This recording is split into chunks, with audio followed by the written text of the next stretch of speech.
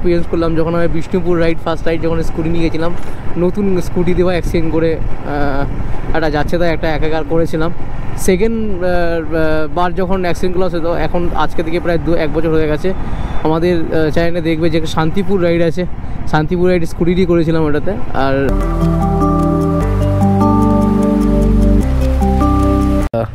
গাড়িটাকে ফ্ল্যাটে রেখেছি বাড়িতে, ওখানে অনেকটা প্রবলেম হচ্ছিলো, বৃষ্টিতে ভিজে যাচ্ছিলো, তখন পুরো নোংরা হয়ে রয়েছে, পুরো সাইলেন্সার পাইপে জলও জমে গেছিলো এই ভেতরেও, পাশের বাড়ির পাশে জল জমে গেছিলো পুরোটা, ওই জন্য এখানে ফ্ল্যাটে এখানে মাছভাবে রেখেছি, ঠিকঠাক রয়েছে এখানটায়।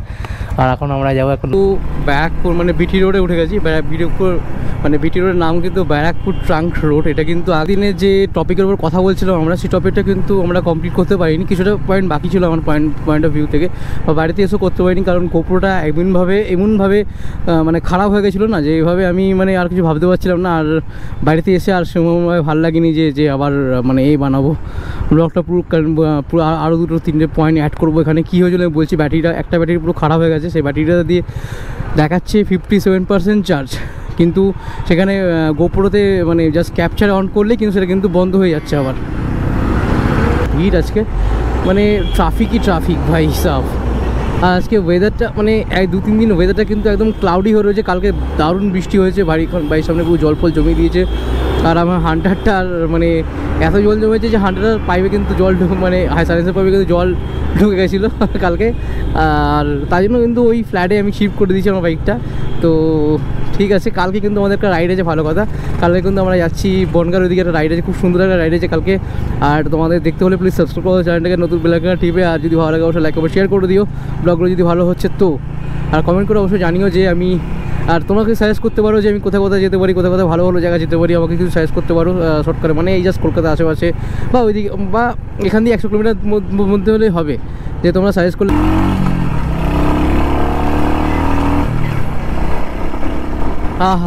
অনেক দিন পর কিন্তু এখানে আসলাম গাইস, প্রায় 1 মাস পর। আজকে হচ্ছে 14 তারিখের কাছাকাছি। আর আমি এখান থেকে লাস্ট রাইড করেছিলাম হচ্ছে বগুড়ান জলপাই 8 তারিখে রাইড, এবং 1 মাস পর কিন্তু আবার ওই সেই সুন্দর একটা ব্রিজ আর মায়ের মন্দিরের দর্শন কিন্তু অনেক দিন পর কিন্তু পাবো আজকে। তো আজকে যাওয়ার একটাই প্রবলেম না, আগের দিনের যে প্রবলেমটা হয়েছিল গোপ্রো, সেটা দিয়ে একবার ট্রেস করেছিলাম আজকে।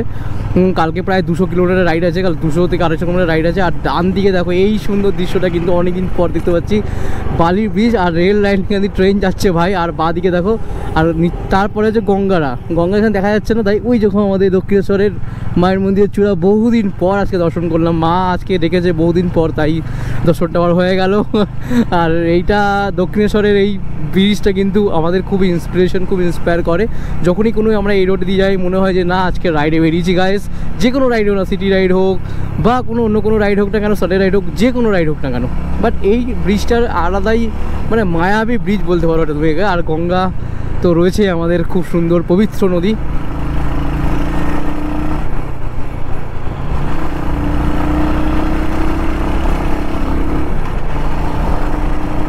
আজকে এখানে এসে এত সুন্দর আর ক্লাউডি ওয়েদার রয়েছে, পুরো মেঘলা ওয়েদার রয়েছে গাইস। আর এটা দেখে খুব সুন্দর হয়ে গেল, মুডটা যেরকম ছিল না, একটা এত চিন্তা, এত ভাবনা, ফিনান্সিয়াল কন্ডিশন এত খারাপ যাচ্ছে না, এই জাস্ট রাইডে বেরিয়ে আর এত সুন্দর ওয়েদার দেখে না, ব্যাস সব কিছু না রিমুভ হয়ে গেল পুরো, একদম জাস্ট কর্পূরের মতন উড়ে গেল জাস্ট সবকটা। আর কিছু রাইডের প্ল্যান আমরা বড় কিছু রেখেছি, সেটা হচ্ছে অগাস্টের মাসে রেখেছি। ওটা কিন্তু আমার অ্যাকচুয়ালি ফিনান্সিয়াল কন্ডিশন এত খারাপ হচ্ছে না, আমি জাস্ট শিওর বলতে পারছি না যে রাইডটা হবে কি হবে না, বাট আমরা চেষ্টা করতেই পারি, অবশ্যই চেষ্টা করতে পারি যে একবার যাই বড়, প্রায় 1200 kilometre ride up down, 1500 kilometre ride up down চেষ্টা করছি। এরকম কোনো নেই, বাট এখনই যাবো না, এখন জাস্ট এক্সপিরিয়েন্স গেন করার সময়। আর এক্সপিরিয়েন্স হচ্ছে অনেক বড় ম্যাটার করে একটা রাইডের ক্ষেত্রে। আর এক্সপিরিয়েন্স না হলে রাইড করাই উচিত না, এত দূর লং রাইড করা উচিত না, আগে এক্সপিরিয়েন্স করো। আমরা 1 বছর ধরে কিন্তু 2 বছর ধরে কিন্তু আমি এক্সপিরিয়েন্স করেছি। আবার পাহাড়ের এক্সপিরিয়েন্সটা অবশ্যই করতে হবে, না হলে হবে না। তো পাহাড়ে এক্সপিরিয়েন্স করার জন্যই কিন্তু আমাদের ভাই একটা রাইডের প্ল্যানিং অবশ্যই হচ্ছে আস্তে আস্তে করে। বাট সেই প্ল্যানিংটা কতটা আমি কি পার্টিসিপেট করতে পারবো সেটা নিয়ে কিন্তু সংশয় চলে আসছে ভাই। নেক্সট রাইডের আমি কিন্তু খুব এক্সাইটেড পাহাড়ে রাইড করার জন্য। আর ছোটোখাটো পাহাড় বলতে উড়িষ্যায় গিয়ে ছোটো একটুখানি পাহাড়ে রাইড করেছিলাম, সেটা ঠিকই তোমরা দেখেছো অবশ্যই। বাট এবারে যেতে চলেছি বড় পাহাড়ে। এটা কি ফ্লাইওভারের কাজ চলছে, ফ্লাইওভারগুলো যদি হয়ে যায় না ও তো পুরো মাখন হয়ে যাবে রাস্তায় রাইড করতে। আর আমরা কিন্তু এখান থেকে নিলাম হচ্ছে ডান দিক, আর এই যে রাস্তাটা যাচ্ছে বাদিকে, ওই ট্রাকটা যেটা যাচ্ছে ওটা চলে যাচ্ছে হচ্ছে বৈদ্যবাটির দিকে, অর্থাৎ আমাদের পুরো পান্ডুয়া, ওটার নামই হচ্ছে কিন্তু ওল্ড দিল্লি রোড। তো গাইজ এরকম ওয়েদার থাকে, পুরো মেঘলা ওয়েদার ভাই, হালকা হালকা গুড়ি বৃষ্টি। তো ভাই আরামসে 400 কিলোমিটার রাইড করা যাবে আরামসে। মেঘলা ওয়েদার থাকলে এত সুন্দর রাইড করা হবে না, মানে তখন মনে হবে যে আমি বাইক দাঁড়া করাবোই না, জাস্ট চলেই যাবো। বা রোদ হয়ে গেলেই না, মানে রোদটা উঠে গেলে আর ভাই ইচ্ছা করে না বাইক চালাতে, মানে জাস্ট ওভারটেড লাগে বাইক চালাতে। তোর ওয়েদারটা যা লাগছে না, জাস্ট অসাধারণ লাগছে, অসাধারণ। আর বাদিকে রয়েছে আমাদের এত সুন্দর গ্রিনারি, খুব সুন্দর গ্রিনারি কিন্তু রয়েছে। আর এরকম গ্রিনারি দেখলেই কিন্তু আমার এত মানে ভেতর থেকে এত ভালো লাগে না, যে মনে হয় চলো এই গ্রিনারি দেখতে দেখতে রাইড করতে মানে 100 কিলোমিটার কমপ্লিট করে দিতে পারবো, সেটা কোনো ব্যাপারই না। আর আমরা চলে এসেছি প্রায় মানে যেখানে আসার আর কি, এখান থেকে বৈদ্যবাটি আর 1 কিলোমিটার ওই সামনে যে দেখছো যেখানে গ্রিন কালারে যারা লেখা আছে ওর পরেই হচ্ছে বৈদ্যবাটি। এই দেখো বাদিকে দেখো গ্রিনারিটা কত সুন্দর লাগছে, এখান থেকে ঝিল ফিল রয়েছে এখানে বাদিকে। তো বেরিয়ে পড়েছি বাড়ির উদ্দেশ্যে, এখন ঘড়িতে বাজে হচ্ছে 1:44। আজকে ভাবলাম যে এদিকে আসি একটু, এদিকে যখন এসেছি তখন চলো একটা ব্লগই বানিয়ে নিই।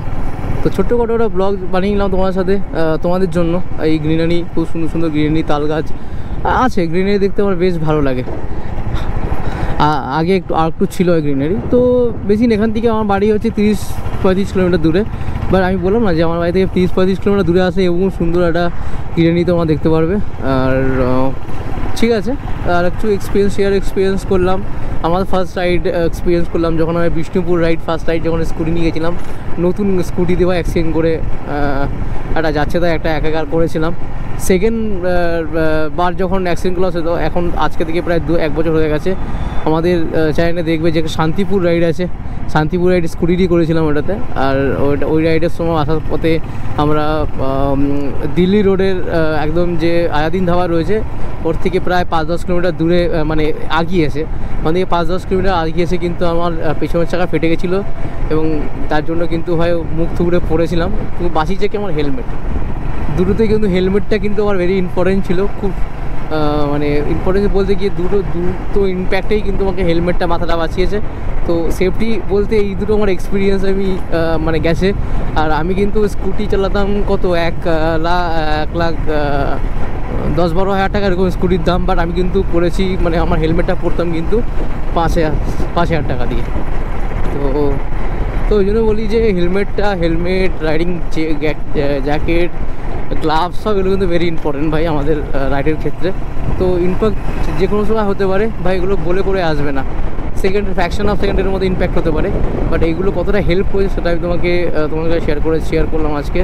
যে তোমার চাকা ফেটে গেছিলো ওই স্কুটির চাকা পেছনের, তো তখন রাত 8টা-9টা এরকম বাজে। তো কোথাও আমি খুঁজে পাইনি চাকা সারানো, আমি ওই যে লিক হয়েছে।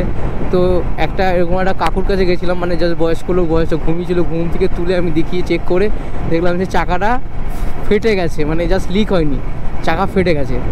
তো ওখান দিয়ে গিয়ে চাকা পাল্টে কিন্তু যে কাকুটার কাছ থেকে চাইছিলাম তার ফোনপে বা গুগল পে ছিল, আমার কাছে ক্যাশ কোনো টাকা ছিল না দ্যাট সিচুয়েশানে। আর তখন ফোনপে করে আমি কিন্তু আমার স্কুটিটা সারিয়েছিলাম, ঠিক করে বাইরে দিয়েছিলাম। খুব ভয় পেয়ে গেছিলাম ভাই যে স্কুটি নিয়ে রাইড করবো না। আর তারপরে আমি কিন্তু স্কুটি নিয়ে কোথাও রাইডার করিনি, জাস্ট বাড়ি আর দোকান এরকমই করেছি, এরপরে কিন্তু কোথাও রাইড করিনি স্কুটি নিয়ে। তো যদি ভালো লাগে অবশ্যই লাইক কমেন্ট শেয়ার করে দিও। এই ব্লগটা আর শেষ করছি। আর দেখা হচ্ছে কালকে রোববার, কালকে আমাদের সানডে, কালকে আমার রাইড আছে। সেটা হচ্ছে কোথায় না একদম শেষে বলছি, সেটা হচ্ছে বিভূতিভূষণ ওয়াইল্ড লাইফ সেঞ্চুরিতে, অর্থাৎ